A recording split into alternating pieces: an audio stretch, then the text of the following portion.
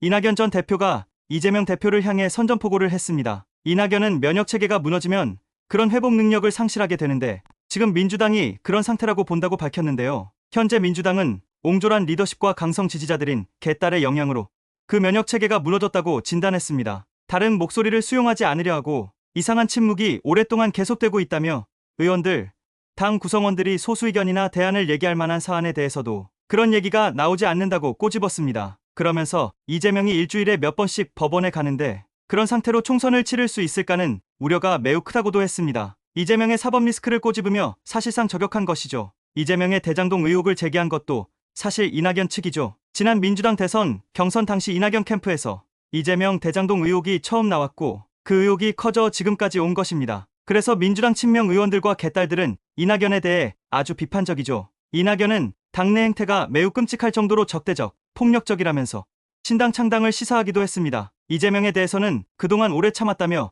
할 말을 지금까지 많이 했다고 하는데요. 그러면서 얼마 전 김종인 전 위원장을 만난 사실을 공개하기도 했습니다. 창당 관련 논의가 오고 가냐는 질문에 대해서는 아니라고 답변했는데요. 글쎄요.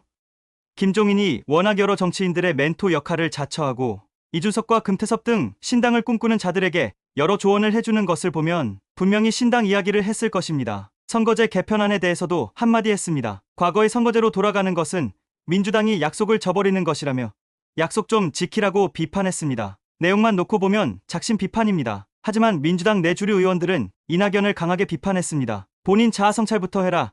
어디서 당에 그런 말을 하냐는 등 엄청난 비판들을 쏟아내는데요. 민주당 강성 지지층들은 이낙연 전 대표를 두고 낙질하는 등 엄청난 비판을 합니다. 사실상 지난 대선 경선 이후 완전히 둘의 관계가 끝났다고 보는데요. 대장동 비리 의혹부터 각종 난타전으로 서로를 향해 원색적 비난을 쏟아냈죠. 하지만 이후 이재명이 민주당 대표로 취임하고 당 지도부가 전부 친명 의원들로 꾸려져서 이낙연은 설 자리가 사라졌다는 평가입니다. 이낙연은 신당론에 대해서도 긍정도 부정도 하지 않는 모양새인데요. 신당론을 부정하지 않는 모호한 태도를 취하는 것이 당내 입지를 키우기 위한 다목적 포석이자 비명계, 공천 학살을 말라는 경고 메시지라는 해석도 나옵니다. 만약 공천 과정에서 비명계 의원들이 대거 탈락한다면 이들이 이낙연을 중심으로 똘똘 뭉쳐 신당을 창당할 수도 있습니다. 민주당 지도부는 이낙연에 대해 언급을 하지 않는 분위기입니다. 이낙연의 이번 발언을 계기로 친명과 비명 간의 대립구도가 더욱 커지고 있는데요. 지금 상황으론 친명계를 무너뜨릴 방법은 없을 것 같습니다. 물론 다음 총선에서 여당에게 완패한다면